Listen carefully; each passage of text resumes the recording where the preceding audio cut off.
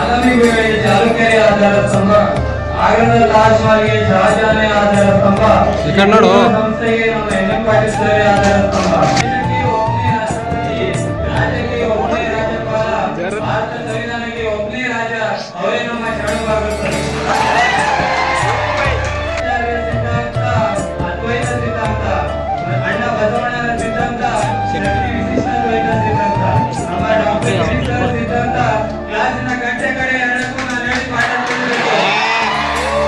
ಜೀವನದಲ್ಲಿ ಗಂಗಾ ನದಿ, ಕರ್ನಾಟಕದ ಜೀವನದಲ್ಲಿ ಕಾವೇರಿ, ಪ್ರಚಲಿತ ಕನ್ನಡಿಗೆ ಸದಾ ಎನ್ನುವ ನದಿ, ಅದು ನಮ್ಮ ಏಕೈಕ ಮುಖದ ಬಳಿಯ ಮಲ್ಲಿಕಾರ್ಜುನ್ ಸರ್. ನೀರಿನ ಮೂಲ ನದಿ, ಬೆಳಕಿನ ಮೂಲ ಸೂರ್ಯ, ಅಂತರ್ಜಾಲದ ಮೂಲ ಸಿಂಹ, ಅವೇ ನಮ್ಮ ಮಾನವ ಸರ್. ಹೋಗಿಸಬೇಕು ಅಜ್ಞಾನ, ಜೀವನದಲ್ಲಿ ಬೆಳೆಯಬೇಕು ಜ್ಞಾನ, ಆ ಜ್ಞಾನವನ್ನು ಸಾಮಾನ್ಯ ಜ್ಞಾನವಾಗಿ ಬೋಧಿಸಿದವರೇ ನಮ್ಮ ಸಿದ್ಧಾಂತ ಸರ್.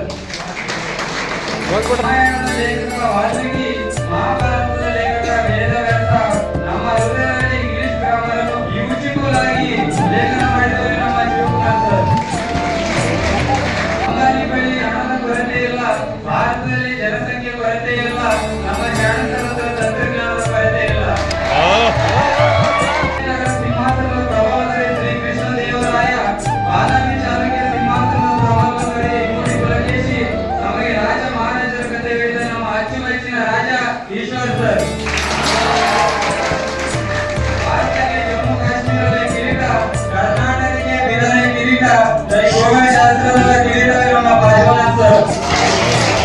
ಸಾಮಾನ್ಯರಲ್ಲಿ ಇರ್ತಾರೆ ಬಾಸು, ಫ್ರಿಜ್ಜಲ್ಲಿ ಇರುತ್ತೆ ಐಸು, ನಮ್ಮ ನಿರಂಜನ್ ಸರ್ ಮೌಲ್ಯ ಮಾಡ್ತಾರೆ ಸೈನ್ಸು. ಗಾಳಿ ಇಲ್ಲದೆ ಉಸಿರಿಲ್ಲ, ನೀರಿಲ್ಲದೆ